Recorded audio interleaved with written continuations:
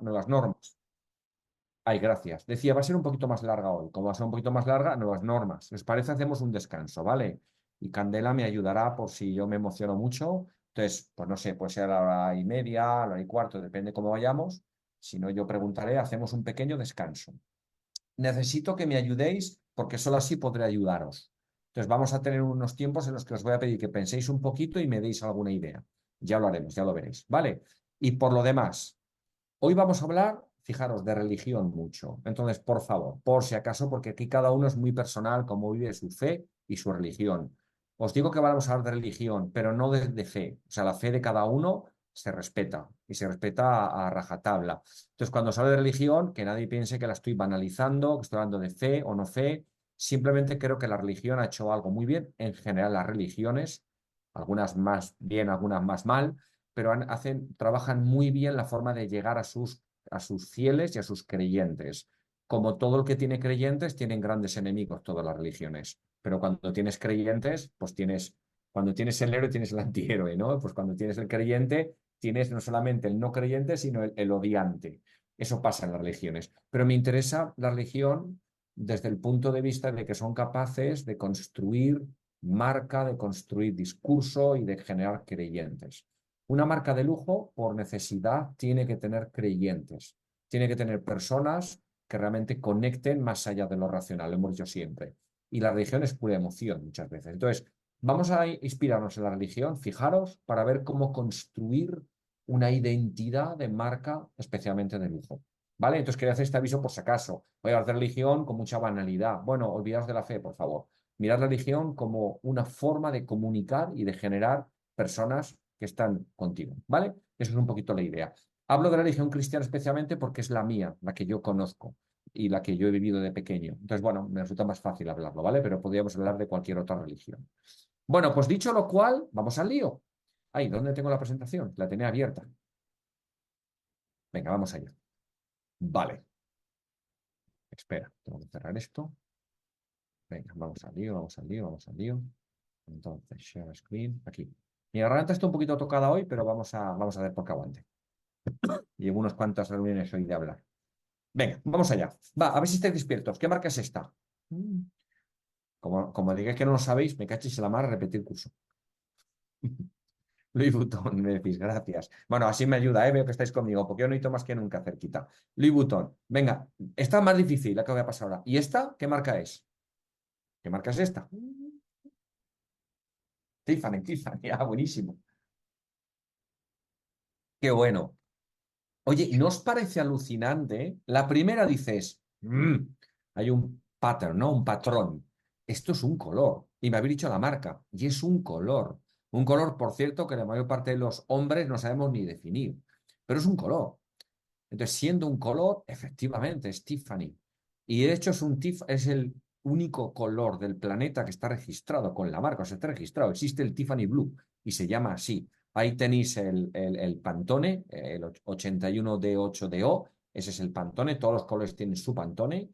Pero es que además este se llama el Tiffany Blue. O sea, fijaros qué potente puede ser algo y realmente solamente con ver algo como un color, como un patrón, lo asociamos a la marca. Imaginaos qué poderosas serían vuestras marcas, vuestras propuestas, si solamente enseñando un color, como me decían a mí de pequeño, ¿no? Enseñando la patita detrás de la puerta, ya te reconocen. La cantidad de tiempo que te ahorras y lo poderoso que eres como identidad cuando por algo como el color o un patrón te reconocen. De eso va la sesión de hoy, de cómo hacemos para que me reconozcan y además sea difícilmente copiable. Porque lo siento, alguno puede pretender ser Tiffany, pero tiene que ser mi color, porque cualquier otro color no lo relacionarían con Tiffany, ¿eh? De alguna manera. Hablaremos, por supuesto, también de naranja del mes, buenísimo, ¿vale? Mira, María Jesús ya es consciente, ¿vale? Entonces, vamos a hablar del poder simbólico de la marca de lujo. ¿Cómo creamos ese poder simbólico? ¿Os acordáis si echamos la vista atrás? Que decíamos, una marca de gran consumo, por no hablar del pollo y del pavo, que volvemos a hablar, vamos a hablar del exprimidor manual, ¿no? Sobre todo tiene un poder funcional, hace el trabajo. Cuando le mejoras el poder funcional, de alguna manera, y lo conviertes en un exprimidor eléctrico, le estás añadiendo un valor adicional. Pero la diferencia entre estos dos exprimidores y el exprimidor Salif de Alessi, el que ha hecho Philip Stark, es un poder simbólico. O sea, lo reconoces enseguida, tiene una historia, pues de eso vamos a hablar hoy. Porque nos quedamos en la primera sesión, ya hace mucho, en la teoría, pero quiero aterrizaros y ayudaros con una matriz a que creáis poder simbólico. Vamos a hablar cómo pasar del storytelling, que está muy bien, al story feeling.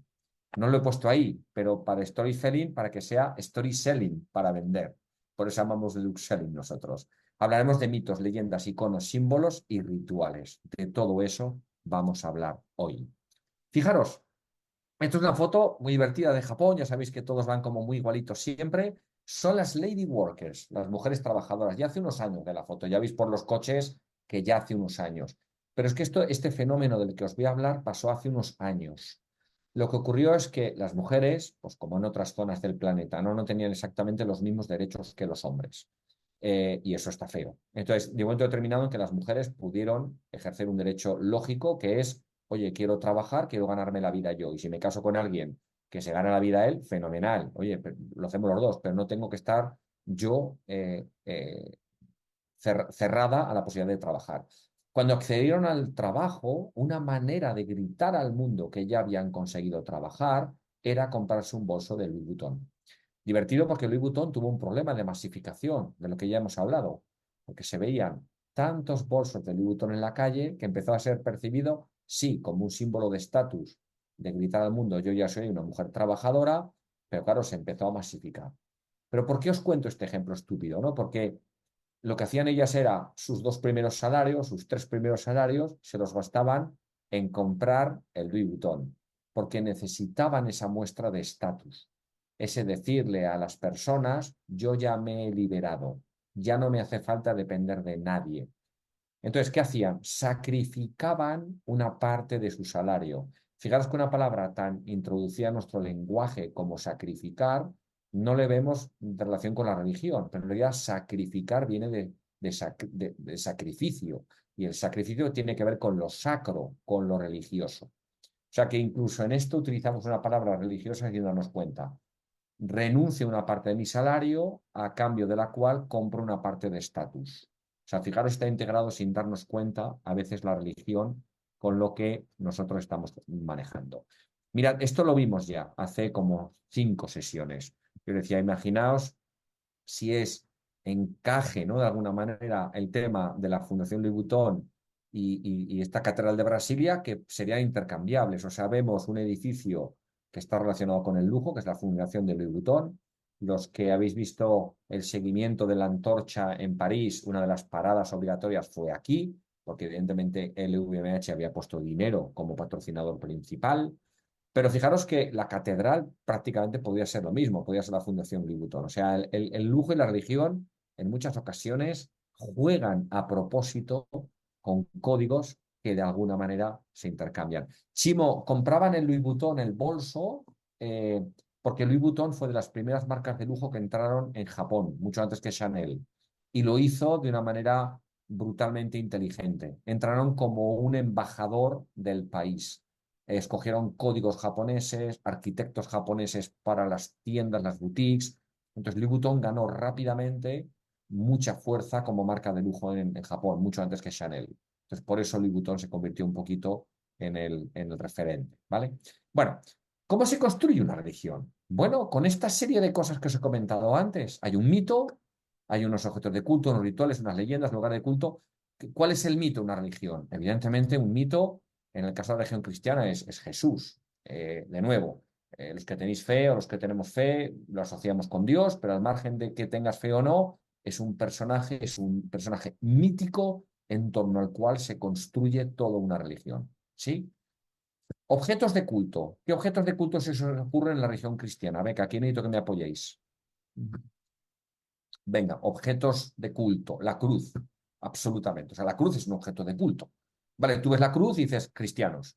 Fijaros, como es tan obvio, yo he puesto otra, que Jerome lo ha clavado, el cáliz. El cáliz es otro objeto de culto.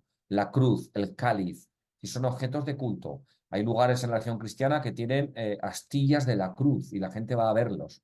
Y son objetos de culto para la religión. El rosario, es decir, efectivamente, todos son objetos de culto. Rituales. Cuando hablamos de rituales, ¿qué rituales hay en la religión cristiana? Hay rituales. Rituales son celebraciones de los fieles. La misa, evidentemente, es la más relevante, pero todos los sacramentos, efectivamente, bautismo, sacramentos, súper. Vale, pues eso, yo he puesto uno de ellos, rezar, es un ritual. O sea, el cruzar las manos para rezar o las manos así, todo esto son rituales. Entonces, los rituales son representaciones, de alguna manera, que hacen que mi religión sea diferente a las otras, me dan identidad. Es decir, el ritual en la religión musulmana es diferente. Es el tumbarse, echar la alfombra para rezar. Nosotros cruzamos las manos. O sea que totalmente.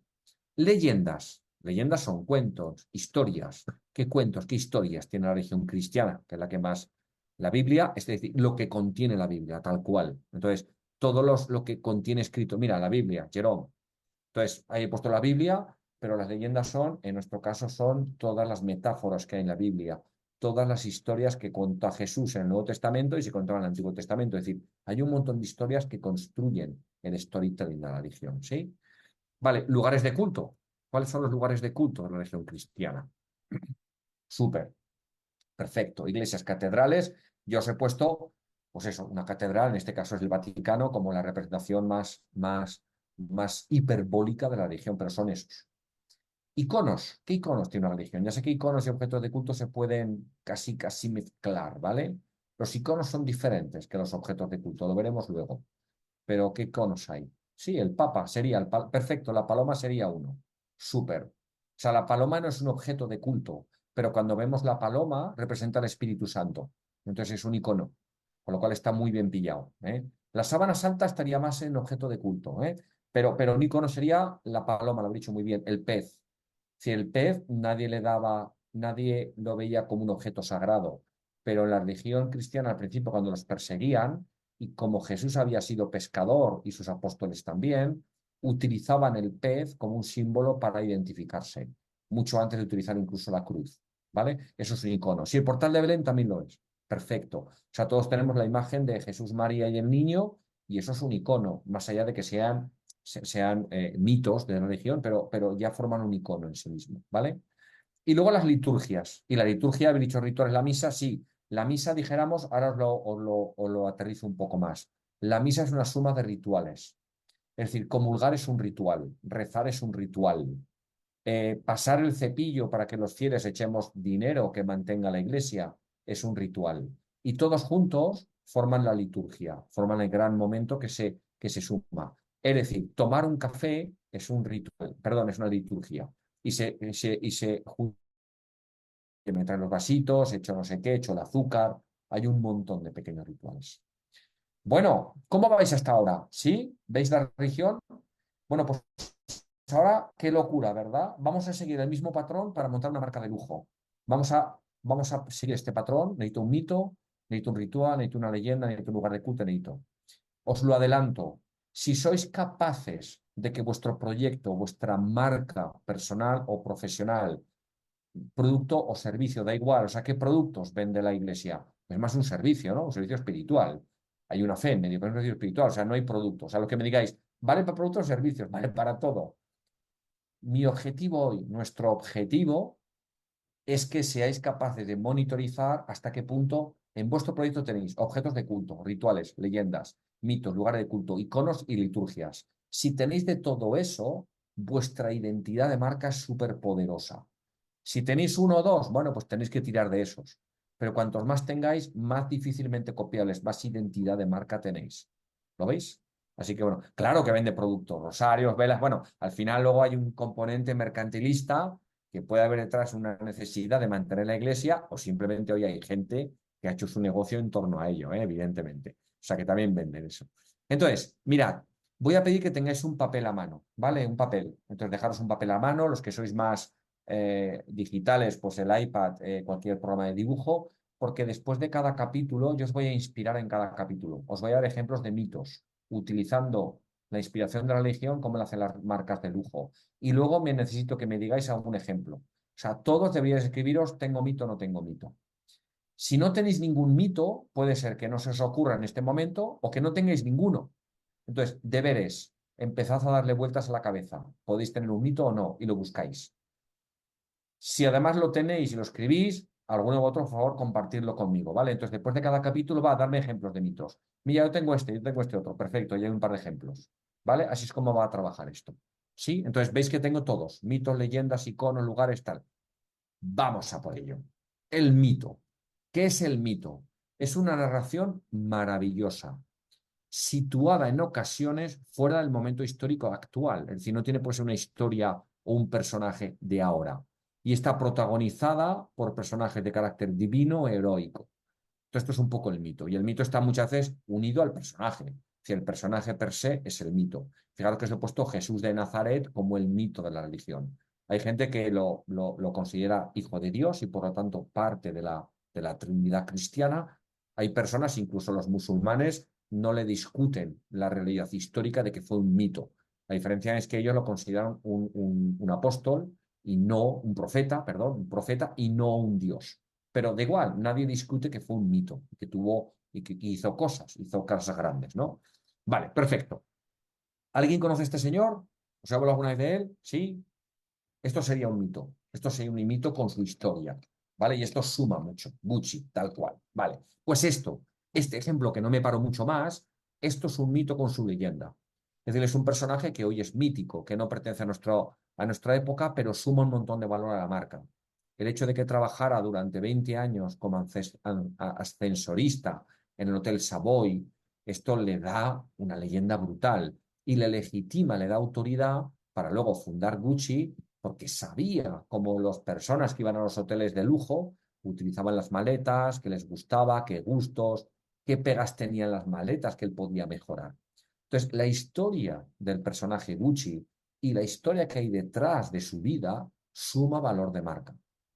Claro, como en las religiones, si no se cuenta, si no se transmite, no puedes conseguir creyentes de marca. Por eso, muchas veces la labor que hacen mal las marcas es, como el nombre ya lo conoce todo el mundo, no le cuento la historia a nadie. Entonces tú entras en Gucci y sería maravilloso que cuando estás valorando comprarte o no una maleta, un objeto de viaje, te expliquen. Ya saben que Gucci, él mismo fue el que fundó toda esta tradición de maletas, de tal, porque él fue ascensorista en el sábado. ¡Wow! Entonces, os lo dije el otro día, dale a tu cliente una historia para contar y en eso eleva. Claro, si la historia la tienes, utilízala. Eso es un poco la idea, ¿vale? Esto es un ejemplo, ¿vale? Otro ejemplo es el Louis Vuitton. O sea, Louis Vuitton es un chaval que con 13 años, él era aldeano, hijo de aldeanos, analfabeto, pues con 13 años estaba viviendo en una aldea al este de Francia y decidió, pues lo que hacemos muchos. Yo me fui a Dubái, antes me fui a Barcelona, pues él se fue a París y dijo, voy a empezar una nueva vida en París, somos ricos como, somos pobres como ratas, mis papás ni siquiera han sido capaces, pobrecitos, de darme la posibilidad de leer y de escribir, yo me voy a París a ver qué pasa.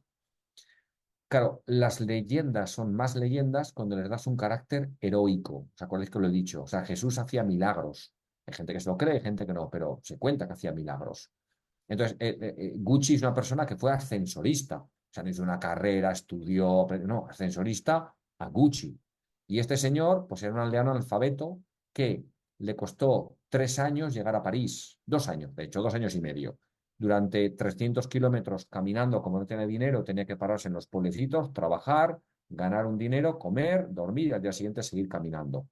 Llegó a París y desde allí pues revolucionó primero la industria del transporte, se dio cuenta que la gente como él venía a París, entonces ideó desde una nueva forma de hacer los baúles cuadrados, hasta entonces los baúles parecían baúles de piratas, no eran cuadrados, él los hizo cuadrados, les añadió tecnologías que en ese momento no existían de cierre, de tal, de cual, por lo tanto a la gente se los empezó a copiar, cuando la gente se empezó a copiar, puso el patrón que habéis visto antes para que lo diferenciara. Cuando la gente le copió el patrón, puso la L y la V de su nombre y fue la primera marca en la historia que utilizó un logo como una forma de transmitir los valores y lo único que era la marca. O sea, fijaros la historia que hay brutal detrás, ¿no? Dicen que empezó a trabajar con la realeza porque era muy sabio a la hora de crear baúles que plegaban bien los vestidos de la reina. Con lo cual los reyes empezaron a comprar los productos, con lo cual elevó el valor. Veis un poquito, ¿no? Todo lo que os cuento. Entonces, la historia suma. Y hoy luego hablaremos de los productos icónicos. El baúl de Louis Vuitton es un producto icónico, porque fue con lo que empezó la leyenda del mito. ¿Sí? O sea, todo esto. El Louis Vuitton a partir de aquí se convirtió en mito. El otro día os hablé, creo que un par de veces ya, de la Scrum, desde diferentes perspectivas. O sea, fijaros que el otro día que os hablé de la Scrum era para que veáis la página web. ¿Os acordáis? Lo limpia que estaba la página web. Os dije, oye, esto es una página de galletas, todo lleno de imágenes, sucia, con una paleta de color totalmente imposible de identificar. La Scrum, os la dije, es una página web limpia. Antes hablábamos de la calidad de las imágenes que habló Nuba. La calidad de las imágenes de la web de la Scrum es increíble. Bueno, aquí os lo pongo porque la Scrum no ha tenido éxito solamente por eso. Ha añadido todo. Y una parte que ha añadido es la historia de la leyenda, la historia del mito. Entonces, está en inglés aquí y podéis ir a verla. Entonces, por eso no me voy a parar en esta. Pero ellos, como no tienen 100 años de historia, como no existe un Louis Vuitton, como no existe un Gucci Gucci, perdonadme, se han inventado la historia. Se han creado una historia totalmente imposible de comprobar y que probablemente es como una leyenda, la historia del head baker, del maestro galletero, el maestro panadero, ¿no? Entonces, aquí lo he puesto en español, la traducción, para que la veamos más fácil.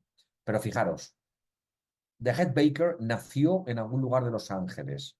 Al hablar de Los Ángeles, la hace una realista la historia, aunque fuera mentira. Creció inspirado por la moda urbana de Fairfax y estimulado por el bullicio de Hollywood. Fairfax era el barrio de Los Ángeles donde tenían lugar todas las tendencias, las nuevas modas y demás. Estaba harto de tonterías y cotillos diarios, comida vulgar, calcetines como regalo de cumpleaños.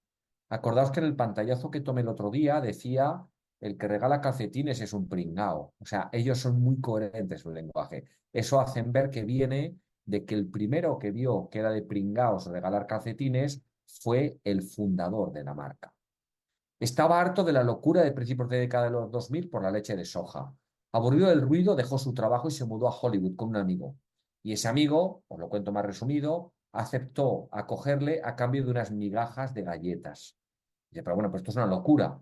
Entonces aquí explican, eran galletas tan deliciosas que esta experiencia cambió todo el maldito mundo. Ellos tienen un punto canalla, ya veis por qué.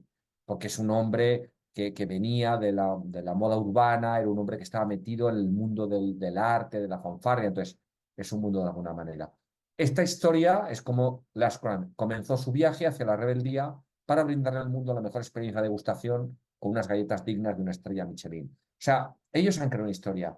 Sabemos lo que le estamos leyendo, que es todo mentira, pero te está construyendo el ADN de la marca de alguna manera. ¿Lo veis? Entonces, no pretenden que te la creas. Lo que pretenden es transmitirte un valor emocional de quiénes son ellos y qué es el ADN del fundador, cuál es la leyenda. Y a partir de aquí, hipercoherentes. El otro día dijisteis a alguien de vosotros, bueno, pero ¿por qué lleva tatuajes? Porque él viene de aquí, viene del mundo este, de Hollywood, del bullicio, hasta que de repente se cansó. Y con sus tatuajes se hizo galletero. ¿Veis un poco la historia? O sea, ellos han creado una historia en el año 2020, no tiene 100 años de historia, pero son conscientes que para ser una marca de lujo tienes que contar una historia, ¿vale? Ya os hablé el otro día, Javier y yo estuvimos en Aurum Red, el vino más caro del planeta, este señor es Hilario, su fundador, ahí estoy al lado de la botella que cuesta $340.000 y él también cuenta su historia. Él cuenta cómo el ozono le cambió la vida para siempre.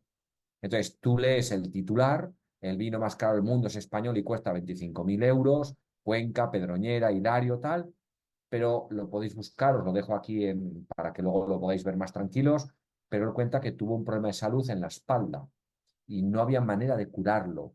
Entonces, escuchó que el ozono se estaba empezando a utilizar en la clínica Ruber de Madrid y él se trató de ozono. Lo siguiente que hizo fue, y yo estuve en la clínica, montó una clínica en Cuenca. Dijo, tiene que haber más personas que tienen miopía que yo, los voy a tratar con la clínica de ozono. Y a continuación dijo, el ozono puede servir para el vino. Entonces él cuenta toda esta historia.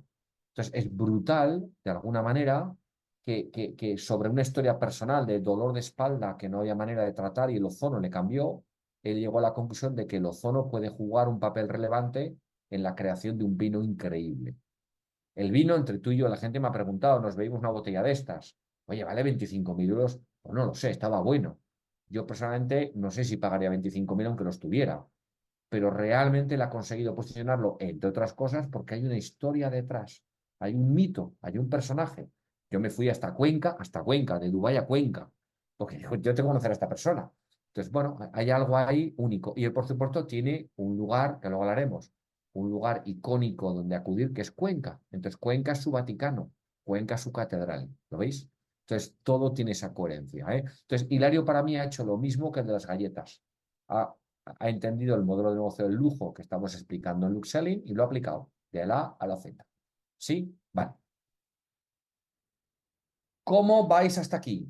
Entonces necesito que penséis si tenéis algún mito, alguna historia, alguna leyenda, o sea, alguna historia del fundador. Oye, mi abuelo, yo mismo, yo me transformé. Mira, yo, en mi caso, yo vendía agua y de repente me di cuenta que el agua mineral se podía vender 100 veces más. Entonces, ¿cómo es esto y tal? ¿Alguien tiene alguna historia de un mito, de un fundador? Su abuelo, su abuela, soy tercera generación, mi abuelo empezó en el negocio. Yo pensé que... Venga, Chimo, cuéntanos una historia tú, por favor. Bueno, no sé si me oís. Sí, te escuchamos bajito, o yo al menos. Bueno, igual hay un poco de ruido de fondo porque están aquí mi familia con Nada Alcaraz. Ahora te escuchamos mejor. Adelante. Vale. Y Andrea luego nos cuenta la suya. Alejandra, perdón. Bueno, me voy a salir donde hay menos follón. Venga. Bueno, mi historia personal, pues para mí no es que sea un gran viaje del héroe, pero bueno, es una historia de transformación. ¿Me veis ahora? ¿Ah? Sí, sí, ¿Me oís? sí. Ah, vale, perdón. He cambiado de sitio de habitación y me habéis... pues la verdad es que para mí es algo de lo más normal y tal, pero la verdad es que a la gente cuando le cuento mi historia personal se motivan mucho. Bueno, por hacerles la historia corta, yo soy un tío que estudió físicas, que trabajaba, o sea, licenciado en física, trabajaba en el mundillo financiero con mi padre porque empecé una cosa, pues, empecé cuando él trabajaba por su cuenta y tal y cual. Empecé una cosa con él que acabó derivando en una gestión de un fondo de inversión en un banco que él compró con un socio. Sí, sí. Compraron el banco más pequeño de España, tampoco mi padre era botín, era el banco pequeño de España. Pero bueno, el hecho es que acabó Ay, te perdí. a la plaza de Colón, donde veía la escultura de Jaume Plensa todos los días, y tenía un sueldo estupendo que lo tiene muy poca gente, y mi papá era el presidente de la empresa. Ok, ahora sí. Eh, y entonces un buen día, y bueno, no un buen día, durante un par de años o tres lo fui cocinando, fue naciendo el proyecto en mi cabeza de dedicarme a la escultura. Y sí que un buen día, cuando la ocasión o la circunstancia fue la apropiada, pues dije, padre, te voy a dar un disgusto, pero me voy. Y me fui de ese Ay, Chimo, se corta mucho. Se nos... Ay, sí, se porque todo el corta. mundo Ay, veía como un no, claro, chollazo, claro. ¿no? No. Entonces eso, a mí me mola mucho esa historia de, joder, ¿se Chimo, se corta? corta, se nos corta, sí. Es Se nos porque te estás corta. moviendo. Si te quedas en un Chimo, sitio fijo, se nos corta, pero escucha, tú tienes, o sea, en ti se centra la historia del fundador, ¿vale? Puede ser un Sí, embajador. Un embajador sería alguien que forma parte de la historia, por ejemplo, sería un director creativo. O sea, la historia claro. de Karl Lagerfeld en la época de Chanel es, él no es el fundador, no es Coco Chanel, pero es embajador de la marca. En tu caso, tú eres el fundador. Entonces, Sí. efectivamente, esa sería la historia. En ese momento, el término hay que contar esa historia. Luego has pasado a la leyenda, a cómo pasó que está muy bien porque enlaza con el siguiente, pero ese es un poquito, ¿lo ves un poco? Oye, como se nos escuchaba regular, venga, vamos con Alejandra, que ha levantado la mano también. Vamos allá. A todos.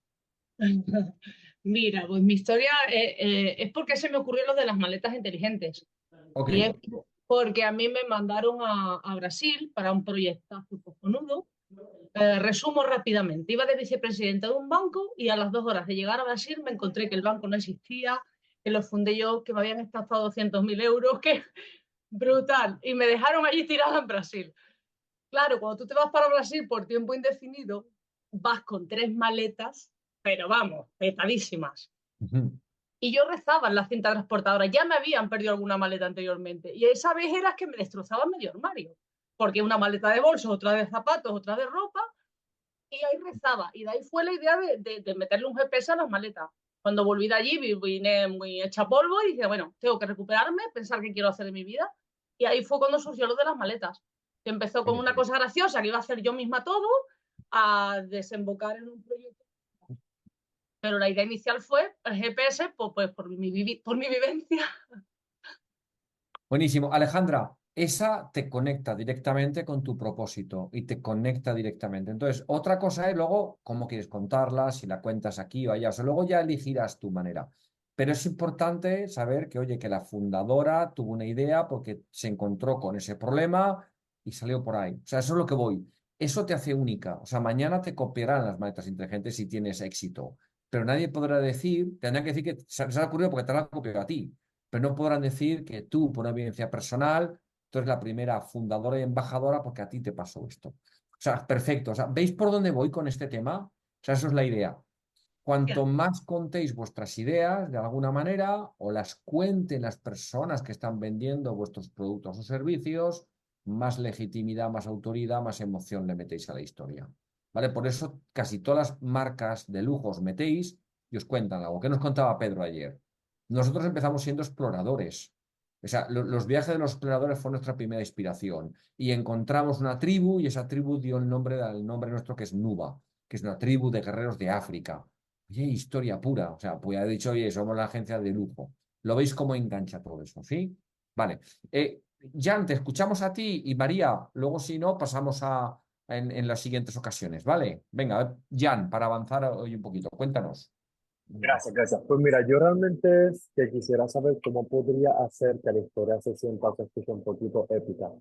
Resumiéndola, yo vengo de un pueblo pequeño de Puerto Rico y decido mudarme a los 17 para la capital para poder estudiar diseño de moda. Para ese entonces pensaba yo que no tenía referente como tal sobre, por ejemplo, familiares que se dedicaran a eso. Y pues para mí era como algo muy nuevo. En el proceso de la universidad, en mi segundo año decidí comenzar con la marca, pero en el proceso estudiando, creo yo mismo como muchas inseguridades sobre la parte de la costura. Yo decido salirme de la universidad en mi cuarto año y esos 3 años me dediqué por completo a la marca. En esos 3 años tuve la oportunidad de hacer diferentes colecciones y eso, y una de ellas logré presentarla en Colombia, superando mi misma como inseguridad de que no sabía coser. Y entonces, a raíz de eso, todo lo que ha pasado pues hasta acá, que ha sido pues siguiendo como desarrollando las bases de la marca en sí. Poco tiempo después de ese suceso, me enteré de que mi abuela, que es un referente de inspiración para mí, que murió hace mucho tiempo, ella trabajó en un momento dado en una fábrica de ropa interior en Puerto Rico. O de alguna manera u otra se conectó, ¿verdad? Inconscientemente. Y a mí lo que me gustaría es descubrir de qué manera yo puedo llevar esa historia más como, no épica porque no le quiero exagerar, pero que se sienta como magia, como wow.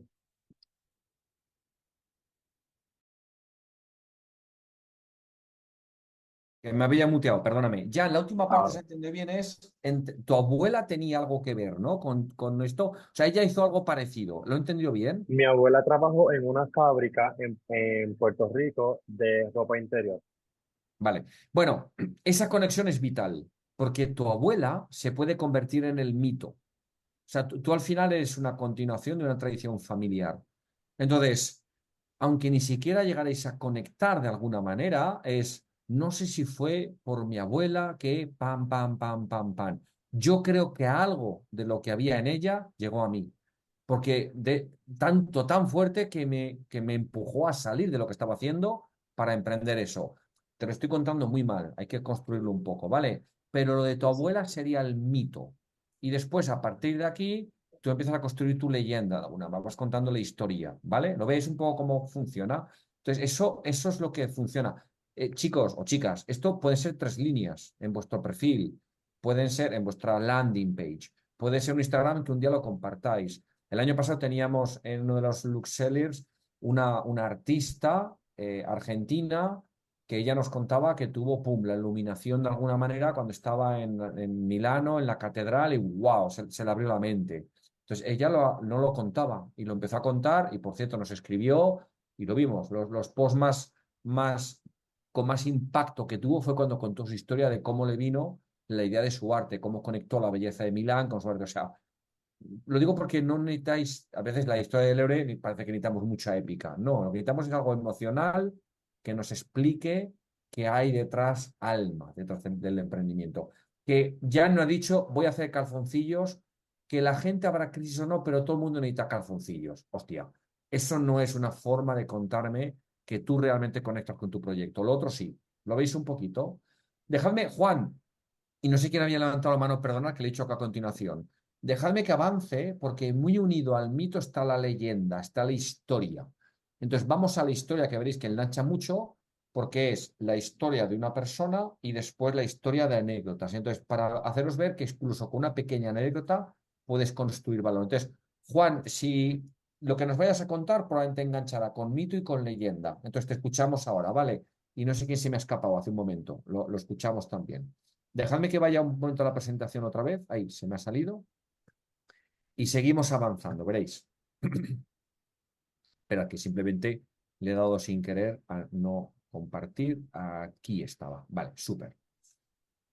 Vale, ya estamos compartiendo otra vez, ¿vale? Entonces, leyenda. La leyenda tiene mucho que ver con el mito. Está asociado al mito. Es un relato basado en un hecho, un personaje real o magnificado por la fantasía o la admiración. Evidentemente, la leyenda, la historia, nos han contado al mito. El mito era el Head of Baker. De repente nos han contado la historia de los calcetines, de no sé qué, tal, la han ido ampliando. En este caso es evidente que es falsa, pero se entiende muy bien el ADN de la marca y entiendes por qué tatuajes en las fotos. La de Gucci es real, aunque luego puede haber sido magnificada de alguna manera. Entonces, la leyenda, historias de leyendas, ¿vale? Enzo Ferrari. Enzo Ferrari se ve que tiene unas malas pulgas de 1000 demonios. Sabéis que él empezó todo a través de la Fórmula 1 y la historia de Ferrari, lo hemos visto mucho, empieza con la Fórmula 1. Bueno, sabéis quién es este señor, porque lo pone en el tractor, Lamborghini. Hace poquito vi la película Lamborghini, que por cierto lo cuenta muy chulo, la historia. Este señor era un fantástico ingeniero, pero él empezó haciendo tractores. Haciendo tractores le fue muy bien, hizo mucho dinero, y tanto es así que empezó a comprar Ferraris. Y un día, dice la leyenda, bastante contrastada, que se encontró con Enzo Ferrari. Le dijo, señor Ferrari, bueno, esto que os he puesto aquí, le dijo de alguna manera, señor Ferrari, sus coches tienen fallos. O sea, me encanta, yo tengo Ferrari, soy coleccionista de Ferraris, pero hay un tema cuando aceleramos y tal y cual.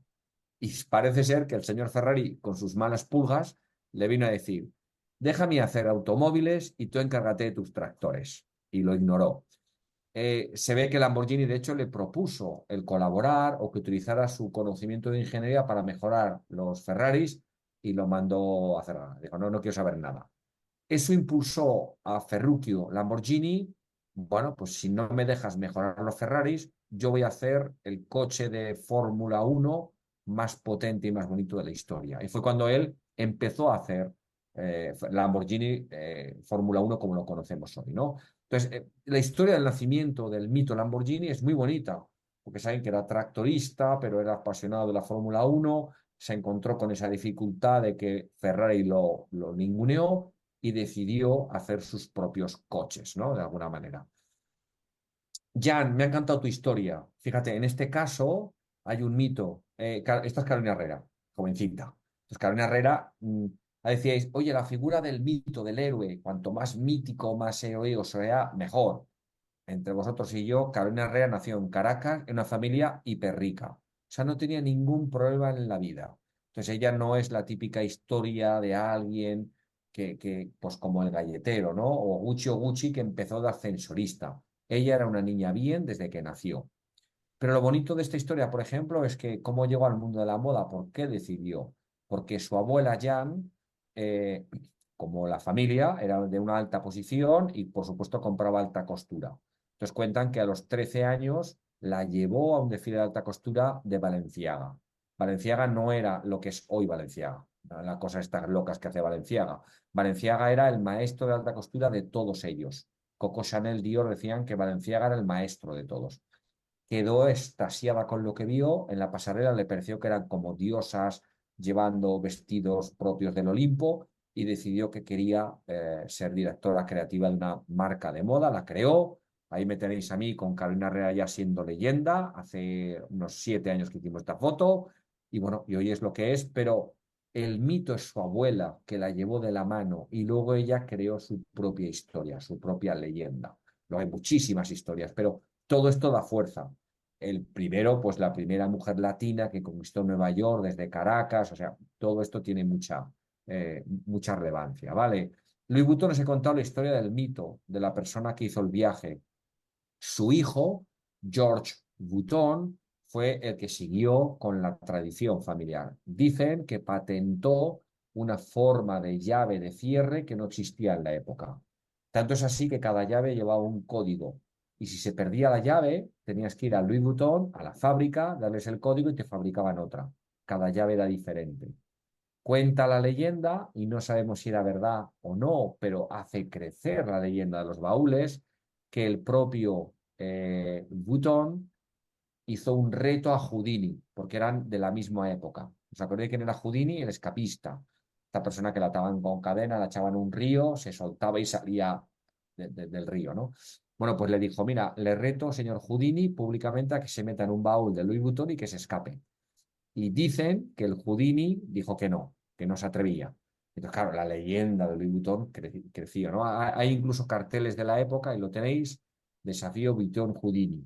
Entonces lo citaron para hacerlo y Houdini no se presentó, ¿no? De alguna manera. No sé si es que pidió dinero o se vino abajo. Dijo, no, yo no me atrevo a salir del baúl, voy a hacer el ridículo.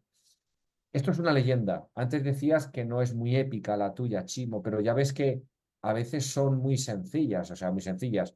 Es la historia de un reto que no ocurrió, pero les suma mucho valor. Entendemos que eran coetáneos de Houdini, que los cierres míticos de los baúles eran increíbles para la época. O sea, hay un montón de historia que conecta, ¿lo veis? Y forma parte, no es tanto la historia del mito, es más una historia relacionada con la marca en este caso, ¿no? Fijaros que cómo construye una leyenda, y ahora estoy pensando en vosotros, que tenéis que buscaros vuestras leyendas. Algunas son en torno al personaje, las que hemos visto antes son del personaje. Son Houdini con Vuitton, son Carolina Herrera, Enzo Ferrari con Lamborghini. A veces tienen que ver con el producto. Entonces, la Prairie, las leyendas, hay un mito que es el doctor Paul Nimitz, entonces estaría la parte del mito, el doctor, era un primer doctor que aplicó la terapia celular en formato crema. De alguna manera, no tengo que operarte, con una simple crema, curas heridas, curas cicatrices y, por supuesto, la piel se te pone increíble. A partir de aquí una leyenda creó un balneario, la Prairie, que existe todavía, en el que iban desde los papas, que ya eran mayorcitos como ahora, hasta Charles Chaplin, o sea, artistas de Hollywood, iban todos a tratarse con el milagroso producto del doctor Paul Nimitz. Por lo tanto, la leyenda puede ir en torno a un personaje, en torno al mito. El mito es Paul Nimitz, pero también en torno al producto, a las características únicas del producto y quién lo usó. Eso forma parte. Claro, ahora algunos estaréis pensando ya, pero yo no tengo 100 años de historia. Bueno, pues vuelvo a las galletitas de mi mujer. O sea, mi mujer hizo galletitas en su momento. Mi mujer emprendió un negocio de galletas, luego decidió pasarse del negocio de galletas a otro tipo de negocio, porque ella ya iba emprendiendo. Pero bueno, la leyenda que os quiero contar aquí es la masa madre. La masa madre es la mezcla de harina, de sal, de levadura, en torno a la cual se construyen especialmente los panes, más que las galletas, ¿no? Pero bueno, forma parte de las recetas de los panaderos. Ella es tercera generación de familia galleteros y o pasteleros, se llevó la masa madre a Dubái y se la llevó en el avión, dentro del bolso. Entonces se la llevó dentro del bolso porque la masa madre tú la vas alimentando, pero siempre sobre la misma base que tiene. Por lo tanto, la historia del producto, la leyenda, es que estaba utilizando la misma masa madre que utilizó su abuelo, la primera generación de familia de pasteleros. Entonces, las galletas que estaba haciendo ella hoy en Dubái, o los panes que hacía, estaban hechos con la misma masa madre que la hizo el fundador de la panadería familiar hace 3 generaciones. Sabéis que hay formas, si no es la leyenda, o sea, un mito podría ser su abuelo, pero la leyenda se construye en torno a ese producto casi casi mágico que ella llevó a Dubái, de alguna manera. Esto es real, esto fue así. Además, ella construyó el icono de las caritas de mis niñas, o sea, todo esto lo construyó. Os cuento esto porque parece que, claro, si no soy Gucci, si no soy tal, ¿cómo voy a construir historia, no? Pero mm, todo esto forma parte, ¿no? Del ideario que podéis montar. Otro ejemplo de alguien que lanzó la marca hace poquito, Clase Azul, Tequila Clase Azul, ¿no? Entonces, no os lo voy a leer, pero os invito a visitar su página web, la página web de Clase Azul. Es un tequila que se creó a finales de los años 90, en el 2000, o sea, tiene 24 años de historia. En una categoría como el tequila, aquí tenemos mexicanos, alguno conectado, en un tequila, el tequila es una categoría bastante commodity, bastante básica en México. Él consiguió en apenas 20 años construir una marca de hiperlujo y, y tiene muchas características de lo que hemos aprendido en Luxelling, desde su página web hasta el uso de la artesanía, lo únicos que son las botellas, que son auténticas obras de arte, pero también la historia. Entonces, simplemente acudid a la página web y veréis que os cuenta toda la historia. Hace 25 años tuvimos un sueño, compartir la magia de la cultura. Nuestra icónica licorera dio la vuelta al sueño, creamos algo único. O sea, de repente en un capítulo te habla de la tempestad. Entonces hubo amenazas, desastres naturales, crisis financieras, tal. O sea, la tempestad es todo lo que pasaron para hacerlo posible. Entonces, hay toda una historia que te cuentan, que es una leyenda. En este caso, él no quiso utilizar un mito, o sea, él no se puso como mito de la creación. El fundador de la marca no quiere aparecer públicamente demasiado, pero sí que utilizó toda la técnica de contar la historia, de crear leyenda en torno al producto, ¿vale? O sea que de alguna manera todo está muy presente en su. Vale, entonces, Juan, y no sé quién se ha quedado antes con ganas de contarnos el mito, la leyenda.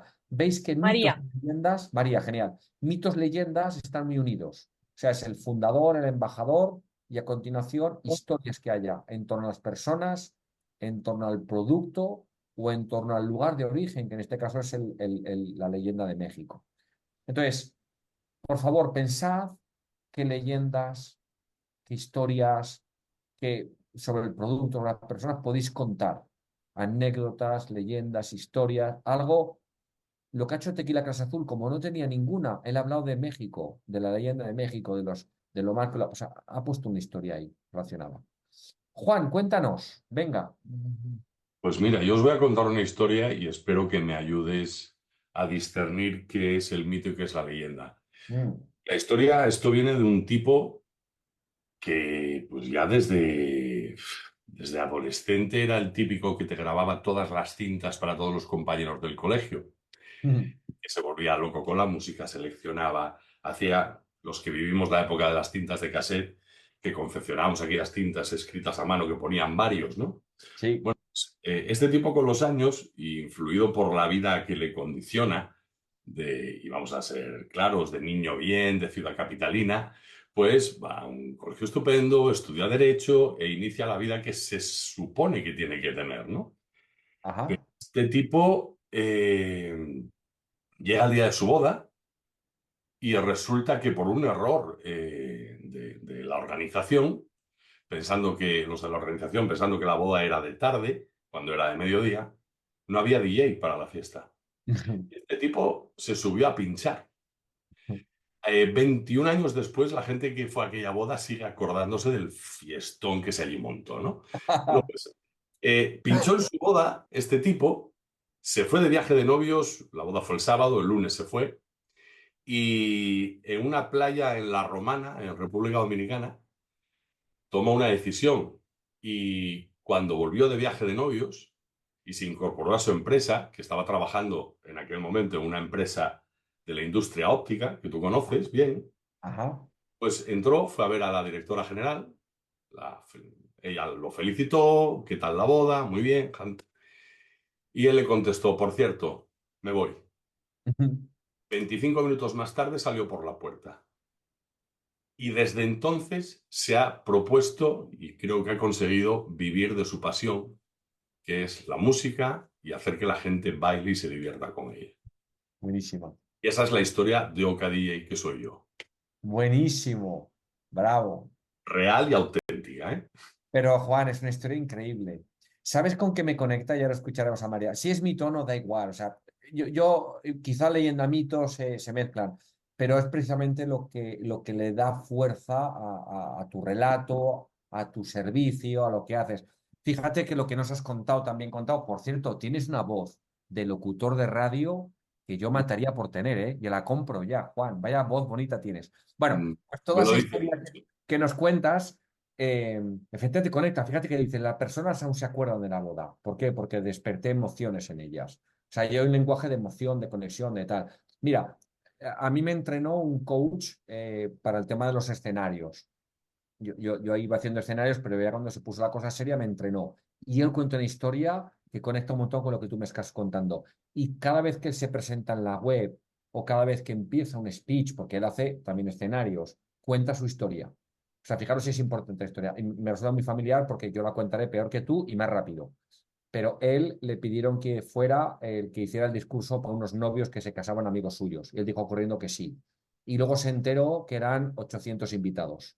Dice, un discurso delante de 800 invitados. Le entró terror, se colapsó, lo pasó fatal mucho tiempo, pero al final se apañó para hacerlo y dijo, esto es maravilloso, quiero que esto sea mi vocación. Y él no lo hacía y se convirtió primero en speaker y después en formador de speakers. O sea, fíjate qué parecido las conexiones y qué bonita la historia. Él lo tiene tan claro que es importante que la cuenta en su web, cada vez que sube un escenario o cada vez que lo invitan a un podcast y le dicen lo que a ti te dirían, Juan, tú por qué te has hecho DJ o tú por qué te has hecho compositor. Y entonces cuentan la historia. Eso, la gente se le queda, la historia esa. O sea que bueno, gracias por compartir tan buen ejemplo. Todo Buenísimo. bueno. María, ¿tú tienes ejemplo de mito, leyenda que nos querías contar? Venga, cuéntanos. Sí, y os cuento, ¿me escucháis bien? Sí, un poco de boom, pero te escuchamos, sí. Ay, mira, pues mi madre ha estado 40 años trabajando en las mismas casas limpiando. Entonces yo desde que era pequeña, cuando terminaba el cole, me iba con ella a limpiar, porque yo soy, es verdad que soy una hija única, no tengo hermanos, entonces en mi casa pues estaba aburrida y me iba con ella. Entonces no sé si contarlo por ahí, porque fue a partir del COVID cuando yo como que hubo un choque en mi vida, yo soy fisioterapeuta. Y en el año, con el COVID 2019 pues quería como darle un cambio a mi vida. Yo Sí, tengo tres hijos, entonces con la clínica yo no lo podía atender porque trabajaba por las mañanas y por las tardes. Y en ese periodo de COVID que estuvimos encerrados, pues le di como una vuelta a mi cabeza y digo, ¿por qué no monto una empresa de limpieza? Que mi madre se ha dedicado tantos años a esto y yo conozco perfectamente cómo se hace y la mayoría de las empresas de limpieza que hay no buscan ni la perfección ni se fijan en los pequeños detalles como nosotros hacemos. Entonces digo, pues yo voy a empezar por ahí y yo creo que a mí, claro, como a mí la limpieza es que me gusta tanto, porque es que, ya os digo, que desde pequeña yo le viví con mi madre, pues yo digo, yo voy a empezar por ahí a ver si le damos a esto otro rumbo a mi vida. qué bonito. No sé, yo la tengo escrita y luego María, la propuesta, dime. pero para mí lo tiene, María, para mí lo tiene. Fíjate que de nuevo, o sea, cuando lo pensamos un poquito, tiene la conexión con lo que hacía tu mamá, o sea, tú lo viste y a partir de aquí tú puedes contar además tu propósito, ¿por qué? O sea, primero mi mamá lo vi y otros que dirían, oye, mi mamá limpió, yo no quiero seguir por ahí, tú lo viste como una cosa bonita y dijiste, oye, ¿por qué no hago sentir a las personas como hacía sentir mi mamá? O sea, hay un tema emocional que conecta, o sea, es justo lo que buscábamos. A partir de aquí, de nuevo, tú lo cuentas como quieres, tú de la forma que quieres un poquito. Y de nuevo, no pretendo que contéis cosas que nos apetezcan contar, pero lo que quiero transmitiros es que todo eso que parece que no tiene valor, lo tiene. Y para las personas lo conectan con, entiende que tú no limpias porque no te queda otra. Limpias porque para ti es un bonito propósito y hay una historia detrás. En la que en medio, además, el COVID hace un ejercicio de shaking, de repente te hace pensar, oye, yo también me reconvertí en el COVID, por cierto, ¿eh? Yo era una persona corporativa, directivo de empresa, y empecé a vivir mi historia a partir del COVID, lo que hoy es Luxelling. O sea que mucho nos ha pasado esto.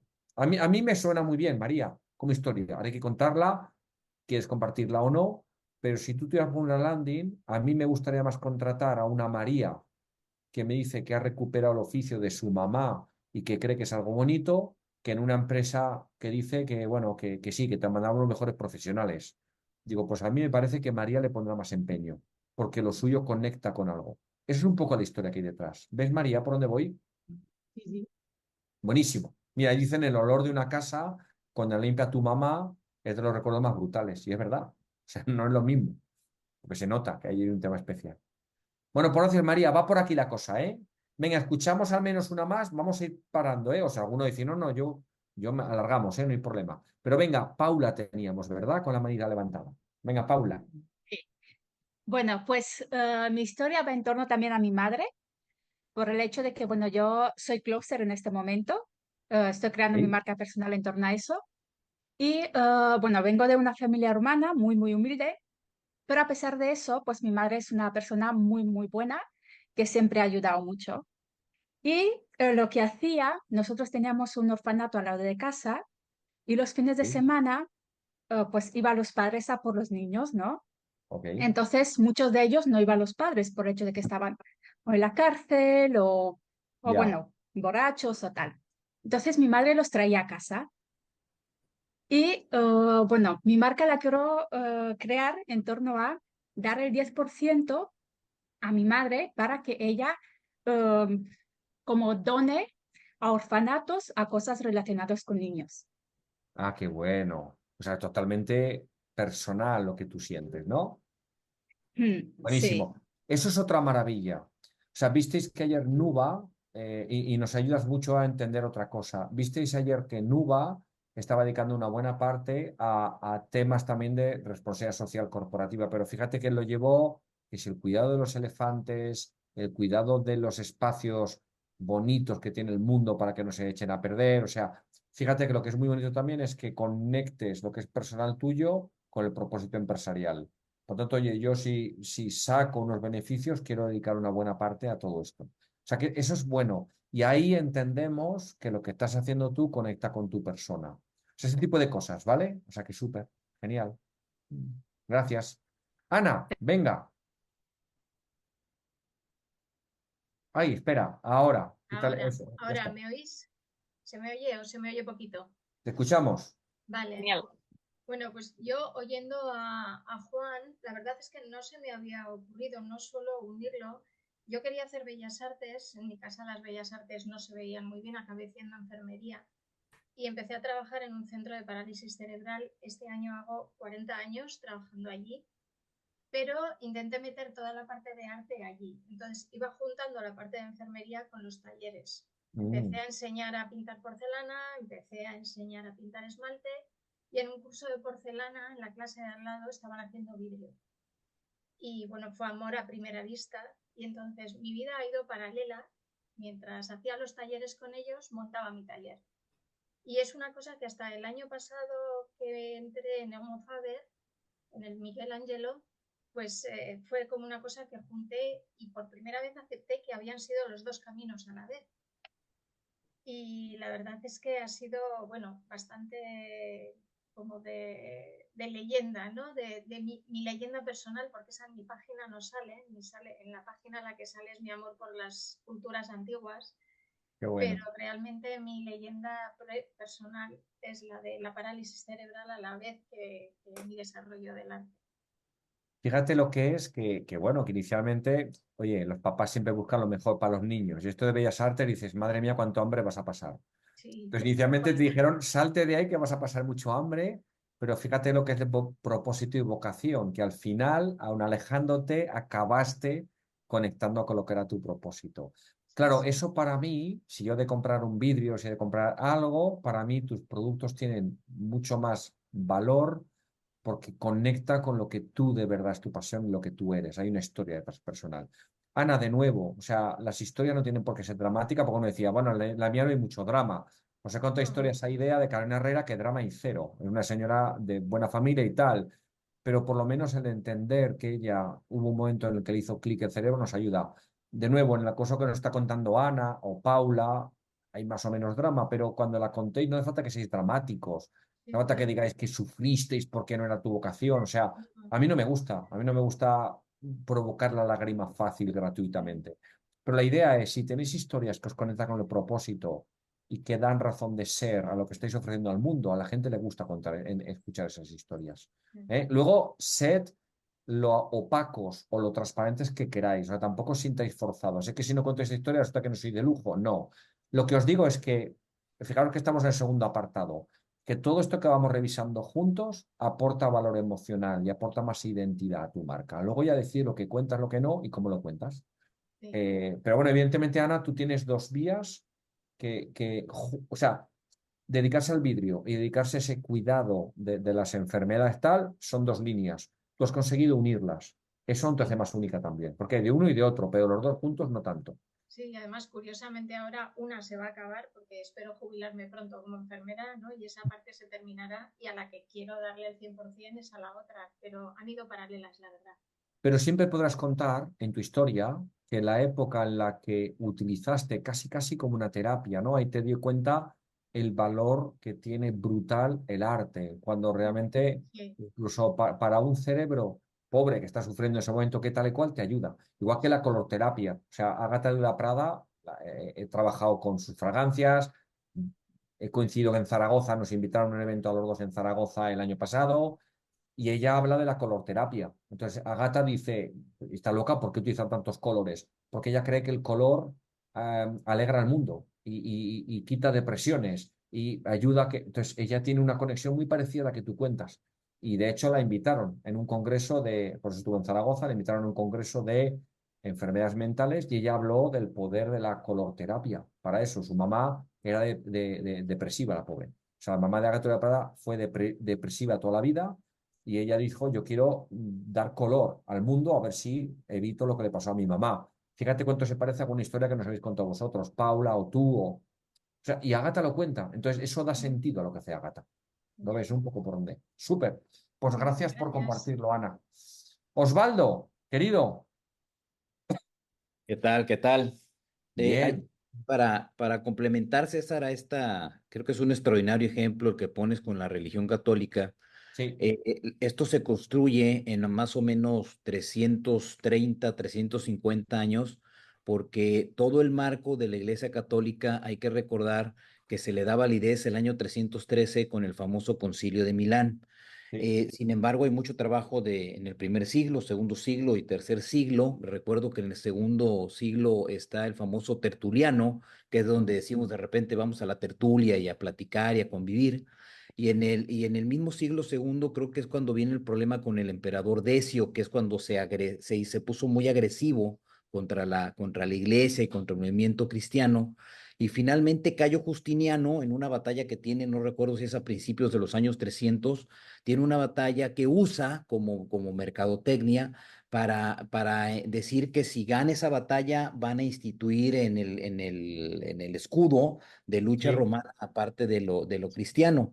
Por eso es que finalmente en el año 313 deciden que haya libertad de culto en la antigua Roma, que no existía, no había libertad de culto, era una sola filosofía que tenían ellos de valores y otras cuestiones. Y al final del día, Cayo Justiniano crea ya y le da legalidad absoluta a la iglesia. Entonces se construye durante un lapso de bastantes cientos de años y por eso es que este ejemplo para mí es bien interesante, César, que lo hayas tomado, porque esa construcción que pasa de simbólica a realmente algo palpable, porque tenemos las iglesias, tenemos los retiros espirituales, tenemos papas, tenemos santos que hacen, es un movimiento muy bonito desde la parte de la fe, pero sin embargo, para llevar a nuestras empresas a nivel negocio, hay que aprenderle bastante por la estructura. Creo que la empresa más vieja del planeta probablemente sea la iglesia cristiana. Bueno, y se ha construido poco a poco, Osvaldo, como cualquier, o sea, cuando hoy vemos Apple parece que ha pasado un día para otro y sin zigzags. O sea, la iglesia ha tenido zigzags, ha tenido periodos negros, ha tenido periodos más bonitos y más abiertos, ha tenido errores, poco más empresas. Entonces, por eso, de nuevo, no hablo desde la fe, como tú bien dices, tú hablas desde la historia, yo hablo desde la historia de creación de la semiótica y de cómo nos puede inspirar. ¿Por qué me gusta a mí esto y por qué lo comparto con vosotros? Porque creo que nos ordena. Entonces, ya que la Iglesia durante esos siglos ha hecho el trabajo, evidentemente eso que se ve tan ordenado, como tú has dicho, durante muchos años fue un caos que no sabían hacia dónde iba. Pero ahora con perspectiva se ve ordenado. Y a mí ese orden me gusta para ordenar. Pero bueno, oye, gran sabio de la historia de la Iglesia, Osvaldo, esto da para una tertulia de las que tú mencionabas. Bueno, Lucía, venga, y contigo seguro que tenemos un gran ejemplo también. Cuéntanos. Bueno, yo primero hago un pequeño resumen yo trabajo en una cooperativa, somos productores de aceite, se fundó en el año 54 con 10 agricultores y a día de hoy somos más de 7.000 familias los que componen Almazara. Hace como año y medio, pues bueno, mi pasión, yo llevo en este sector desde 2001, trabajo en esta empresa y bueno, pues mi pasión en torno al aceite, todo gira en torno al aceite. Vale. Sí, tengo la suerte de que trabajo en lo que me apasiona, como creo que la suerte que tenemos pues todos los que compartimos este curso contigo, César. Sí. Por eso aquí hay esa energía tan especial, ¿no? Entonces, hace como año y medio, a mí me encanta el café, me encanta el aceite y empiezo a hacer pruebas y a pensar que si mezclo el aceite con el café, con la leche, el café solo me gusta, pero me gusta más el capuchino. Bueno, empiezo a hacer pruebas y diseñamos un aceite para emulsionar, para latear y hacerte un capuchino. Pero que no solamente por ahí ese fue el comienzo, ha sido un año haciendo pruebas de variedades. Tenemos la suerte de contar en la zona con 4 monovarietales, entonces haciendo muchas catas con una, con otra, para ver esa emulsión con la leche, la que aportaba un sabor más especial. Al final fue un perfil almendrado y bueno, pues a raíz de que ya tengo la leche emulsionada con el aceite, perfecto, bueno, pero ¿y ahora cómo no lo podemos hacer en casa? Bueno, pues con una cuchara medidora damos las cantidades. Oye, la cantidad de las pruebas que se han hecho han sido, resumo un poco todo, para no hacerlo muy extenso. Pues vimos que eran 10 mililitros. Vale, 10 mililitros. Y si no tiene un medidor en casa, ¿cómo lo hace? Bueno, pues vamos a sacar ya tenemos el aceite, la cuchara medidora. Bueno, yo tengo un emulsionador, aparte tengo una cafetera que también con el vaporizador lo podía emulsionar el aceite con la leche, pero y si no tenemos eso en casa, bueno, pues al final se ha creado un set, que es el set Barista Experience, para que tú puedas tener y ser el propio barista en casa y te puedas hacer tu óleo latte, que es como hemos bautizado a esta referencia nueva. De hecho, se presentó en marzo. En abril tuvimos una presentación en Gourmet y nos dieron el primer premio a la innovación, porque ha sido el primer aceite que hemos diseñado especialmente para emulsionar y latear. No solamente con leche, con bebida vegetal, para el café, para el té matcha, que está exquisito, o el té chai, incluso la fruta. Porque cuento también otra anécdota, mis críos de pequeños no querían el aceite y entonces yo lo que hacía era que se lo emulsionaba en el zumo de naranja, se lo tomaba, no se notaba, de hecho el zumo natural no les gustaba y cuando se emulsionaba con el aceite se lo tomaban. Buenísimo. Sí, el resumen de esto es que yo ahora mismo estoy, cuando escuchaba esto, y porque quiero montar la historia, y es cómo montaría yo la historia de este set de mi óleo latte. Hay un tema, Lucía, en el que yo creo que puedes apalancarte. Bueno, primero, gracias por compartir. Aquí compañeros tuyos dicen ya que les encanta el set. O sea, ya te están... Gracias. A mí me entusiasma porque nos conocemos mejor también, ¿vale? O sea, que sepáis que para mí es oro lo que estáis aportando y sobre todo conocernos está súper bien. Pero bueno, el óleo latte ya dice por ahí algunos que les encanta. Bueno, yo para mí hay un tema de cómo conectamos el café. O sea, hay un serendipity aquí. O sea, hay una cosa que de repente, porque no creo que a muchas personas del mundo se les haya ocurrido juntar el café o por ejemplo el capuchino con el aceite. Entonces, para mí la magia está en esto. Fíjate que os he pedido, y tú nos estás dando un ejemplo maravilloso, habladme de historias. Pueden ser sobre las personas. Y Juan nos ha compartido una historia de la persona. María nos ha compartido una historia del mito, que es su mamá. Tú nos estás haciendo una historia sobre el producto. Es el ejemplo que he dado de la Prairie. Entonces tú de repente hay una historia sobre el producto, ese producto, cómo creas, cómo nace. Entonces, yo creo que hay un tema de que hables de, oye, tienes una pasión. Antes nos han dado un gran ejemplo, Ana, de que, oye, una pasión por el arte, la unió por la pasión o no que fue encontrando de cuidar de las personas. Y como esas dos pasiones, que eran algo único. Lo tuyo es igual. Entonces, lo que me falta a mí un poco es el café. O sea, el aceite de oliva nos explica muy bien. Pero ¿en qué momento surge eso? ¿Por qué no con el café? Entonces, para mí hay una historia ahí, que no lo sé cuál es, Lucía. Si es, oye, el olor del café por la noche, por la mañana cuando me levantaba y tal, y el aceite que era mi pasión. ¿Puedo unir dos pasiones de alguna manera? ¿Qué pasaría si dos pasiones se unen? ¿Lo ves por dónde voy? Sí, otra de las cuestiones por las que yo uní el aceite es que es muy bueno tomar una cucharada de aceite en ayunas para el tránsito intestinal, para absorber también las vitaminas. Entonces, hay gente que no le agrada porque yo le comentaba, oye, pues tómate una cucharada de aceite en ayunas que es muy buena. No, eso, el aceite solo, claro, porque no están acostumbrados, no hay tantos buenos aceites, porque un buen aceite no deja indiferente y enamora a todo el mundo. El problema es que, bueno, afortunadamente cada día más, ¿no?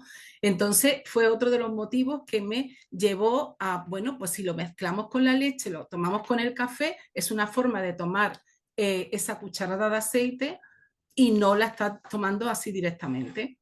Pero ahí hay algo ahí que puedes seguramente terminar de construir, de ese, o sea, ¿cuántas personas relacionamos la mañana, una mañana bonita, con el olor del café? ¿Cuántas personas se despiertan? El otro día estaba comiendo con mis hermanos son radicales, me encanta, no han comprado un expreso de esos, yo sí tengo, ¿eh? Yo soy un hombre supongo que menor de eso, pero ellos tienen la cafetera de toda la vida porque dice, a mí es que muchas veces me despierta el olor del café, o sea, si me levanto antes que mi esposa, se despierta ella. Sí, tal, pero el olor café me despierta porque lo relaciono con una mañana, con un nuevo día.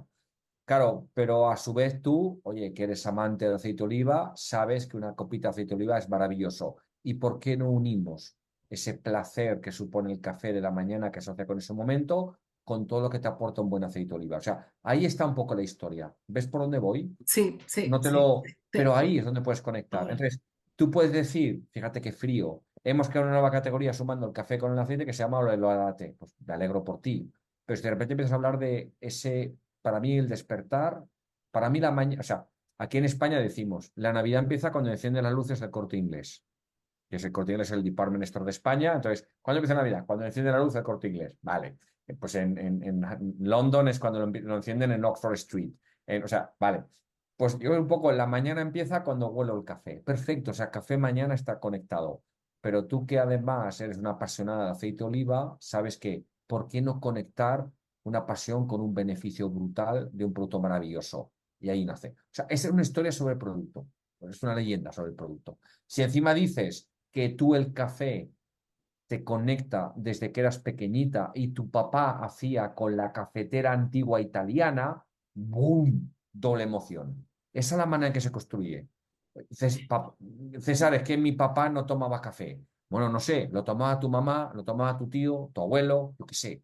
O sea, busquemos. Y si no, hoy da igual, es una mentira piadosa. ¿Me explico? O sea, o sea, Sí, sería vender humo si no hubieras creado el producto, o si no te gustara el café, si no tal. Pero bueno, a partir de aquí tú puedes construir esa historia. ¿Sí? ¿De alguna sí. manera? Sí, sí, no, y además me acaba de despertar porque efectivamente lo que has comentado, o sea, yo creo que a todos el aroma del café es lo que nos hace un recuerdo especial. Es, o por lo menos a mí como me encanta, y cuando paso o vuelo o por una casa y sobre todo pues en el pueblo, que es, los patios, todo se comunica y la vecina notas cuando está haciendo el café ese y te despierta, te levanta de la cama, ¿no? Dice, uy, el café. Entonces, pues sí, ese aroma, el unir el aroma del café con el aceite, sí, sí, lo voy a montar por Ahí hay ahí. un tema emocional que, de Sí, nuevo, piensa tú si lo conectas o no con tu papá, tu mamá. Oye, no hace falta de nuevo. No os contéis nada que se os haga sentir incómodo. No es que no es verdad. Bueno, pues no lo cuentes, sí, no sí, pasa sí. nada. No, no, Pero pero sí, sí. súper. Pues gracias por compartirlo, Lucía, por seguro que Gracias. y nos has dado un ejemplo de producto que tiene que ver con la persona siempre. O sea, yo lo he roto mucho en fundador, embajador, persona, producto, lugar, por si alguno no tiene idea. Escuchadme el resto. Maravilloso que nos inspiremos con los de los compañeros, pero haced los deberes. Si alguien a día de hoy dice, no,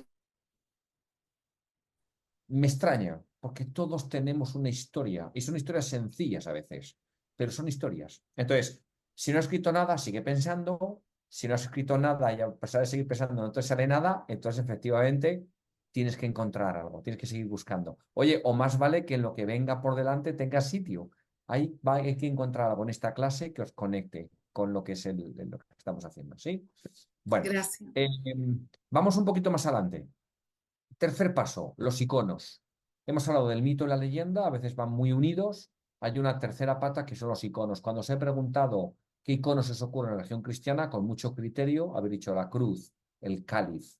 Es decir, ¿qué es? Una imagen, una representación visual distintiva, a veces es visual, a veces es 3D, pero a veces se pueden llevar lo visual, que tiene carácter emblemático y simbólico. Es decir, nadie puede decir que la media luna no representa la religión musulmana, igual que la cruz, la católica. La cruz roja de la Cruz Roja es el icono. O sea, tú ves una cruz roja desde lejos y dices, estamos salvados, ya vienen a curarnos, o sea, es un icono que rápidamente identificas. Eso es. Claro, ¿cuál es el primer icono que tiene cualquier marca reconocible? Y casi seguro que alguno lo vais a responder de alguna manera. El logo, gracias a la conmigo en esta sesión, ¿vale? Los logos. Entonces, el primer icono es el logo. Claro, volviendo al punto anterior, cuanta más historia hay detrás del logo, mejor. Pero es fantástico que la gente vea un logo en cualquier modalidad y lo reconozca. Muchos de estos logos, todos tienen historia detrás. No voy a pegaros la paliza de cada una, porque hoy Google os lo da todo. Pero bueno, Ferrari, ¿por qué tiene el cabalino? Porque había un piloto en la Primera Guerra Mundial, además era un hijo de buena familia como Carolina Herrera, pero bueno, en la Primera Guerra Mundial y defendiéndonos defendiendo su país, pues cayó su avión, lo derribaron y murió, desgraciadamente. La familia de ese piloto habló con Ferrari, que estaba justo empezando, y le dijo, mira, yo creo que si pones el emblema que llevaba mi hijo en el avión, que era un cabalino rampante, pues eso, el caballo con las dos patas, yo creo que te puede dar suerte en esta nueva empresa que tienes que se llama Ferrari.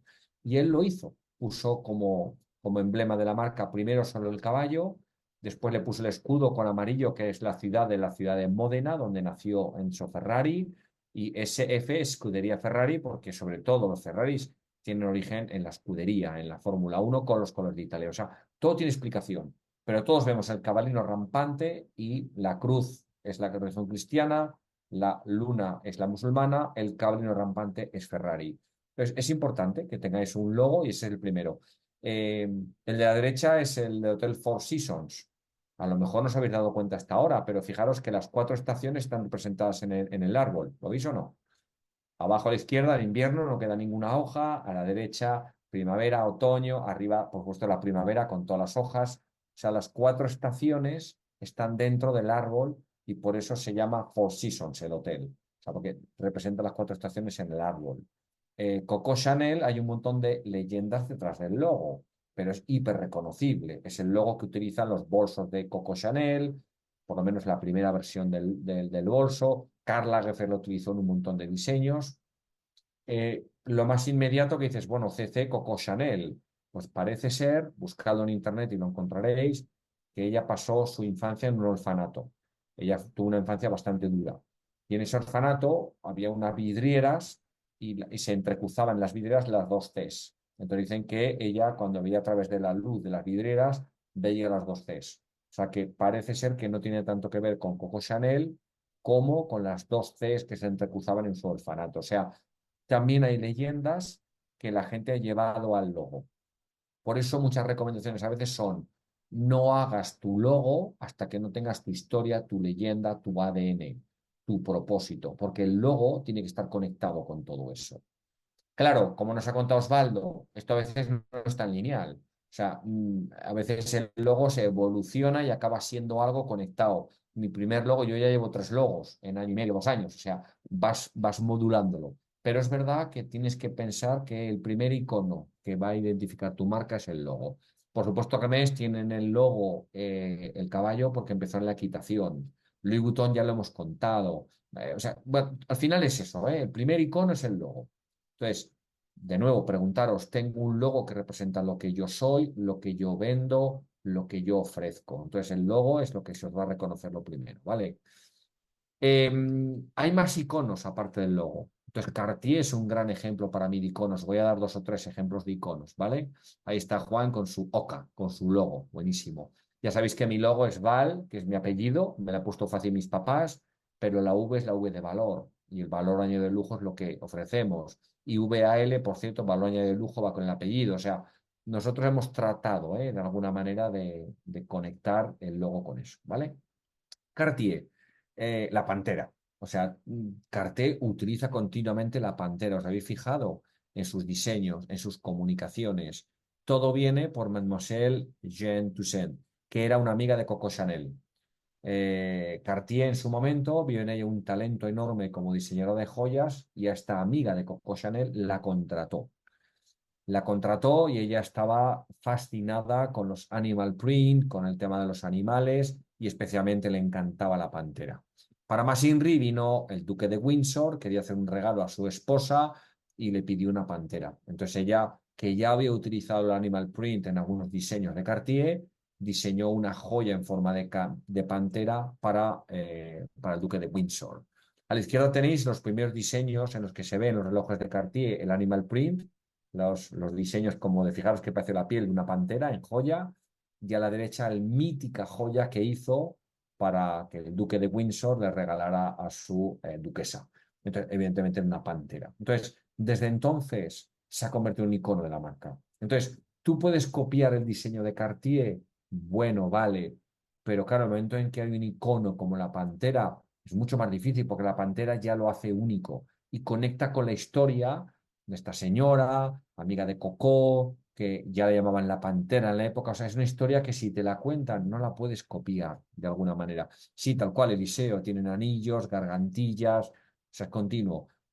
Esta comunicación me encanta de la izquierda, o sea, la joyería dejando entrar a la pantera dentro. Es brutal la comunicación. O sea, no pone el logo, pero todos sabemos que es Cartier, porque es una joyería y hay una pantera entrando. Bueno, está en el felpudito el logo, ¿verdad? Han hecho libros, han hecho sobre la pantera de Cartier, o sea, se ha convertido en el icono brutal. Y esto es una comunicación que han hecho en Oriente Medio. Las marcas buenas, inteligentes, tratan de hacer una comunicación que tenga que ver con sus iconos, con lo que ellos representan, pero localizada en el país donde están conectando con los consumidores. Entonces, esto se llama Alula, es el desierto de Arabia Saudí. Dicen que es la nueva Petra. Arabia Saudí es un país que hasta hace 3 años no permitía turismo. Ahora han abierto al turismo de alguna manera y han dejado entrar a turistas. Entonces, Alula ha sido el gran descubrimiento. Bueno, pues en cuanto ocurrió esto, el primer Ramadán desde la apertura de Arabia Saudí, Cartier lo que hizo fue un shooting, una foto y una comunicación para el nuevo Ramadán, pero utilizando la pantera en ese ambiente. O sea, es brutal. Porque rápidamente, aunque quitáramos Cartier, sabríamos que es Cartier. Cartier es de las marcas más potentes en Oriente Medio y la pantera la han hecho increíble, como han trabajado en torno a ese icono, de alguna manera. Luego, otros ejemplos, fijaros que es todo el mismo patrón. Serpenti, la serpiente. Entonces, Bulgari lo vimos el otro día, ¿os acordáis? Dijimos, Bulgari es la Dolce Vita, es el estilo de vida romano. Entonces, por eso Bulgari utiliza, ¿os acordáis? Lo adivináis vosotros mismos, la U latina. En la U, Bulgari pone la U latina. Bueno, pues la serpiente es un animal asociado brutalmente a la iconografía romana.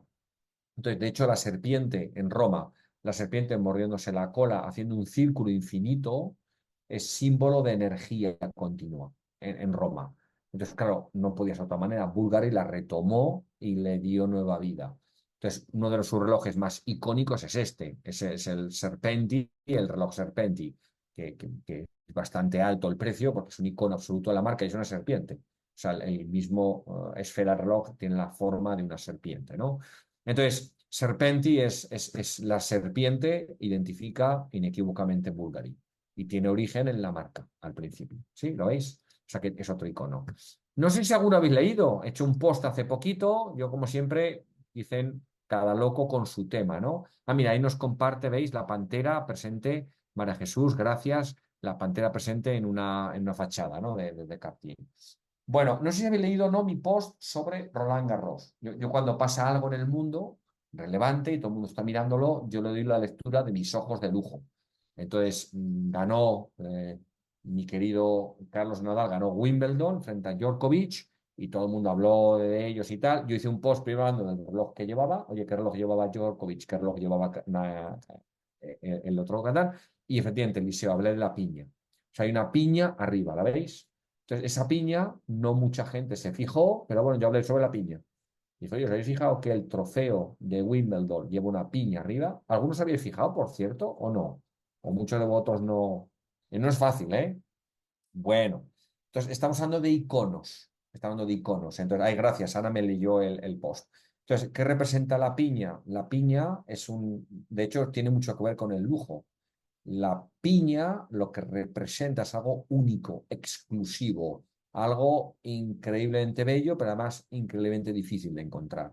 Y eso ocurrió porque no conocíamos la piña en Europa, sí que la conocíais los amigos que estáis al otro lado del océano en Latinoamérica. Entonces, hasta que Cristóbal Colón no llegó allí y no sabía lo que éramos, no sabíamos lo que era una piña en Europa. Entonces, él trajo las primeras piñas. Claro, la piña porque estamos acostumbrados, pero es una cosa por fuera dura, rocosa, que da la imagen de que es imposible de comer, que casi pincha, lo abres y es súper dulce dentro. Entonces, debió de romper la cabeza los sentidos y la empezaron a traer a Europa. Pero claro, en Europa no teníamos las condiciones para poder criar las piñas. Entonces se convirtió en algo como el pavo real. Algo realmente increíble, difícil de conseguir y por lo tanto un símbolo de riqueza y un símbolo de estatus. Dice Jan que podía ser más costosa que una casa. Mira, Jan, el otro día leí que si lo hiciéramos a precios de hoy, una piña entonces, os hablo del siglo XVIII, XVII, XVIII, una piña entonces costaría el equivalente a $8.000. Entonces, se dio la historia de que muchas personas daban fiestas y alquilaban piñas. Entonces ponían piñas encima de la mesa que no se podían comer porque costaban $8.000, entonces no podía la gente pagarlas, pero el ponerlas en la mesa era un símbolo de acogida a los huéspedes y además un símbolo de estatus y de riqueza. O sea, fijaros la simbología detrás de la piña. Entonces, eso hay gente que lo sabe y gente que no, pero igual que el pavo real, que ya me tenéis más oído, aparecen las joyas, aparecen diseños de las marcas, la piña también. Entonces, es un símbolo. Entonces, la piña representa un montón de cosas, ¿eh? Este es un retrato de Carlos II.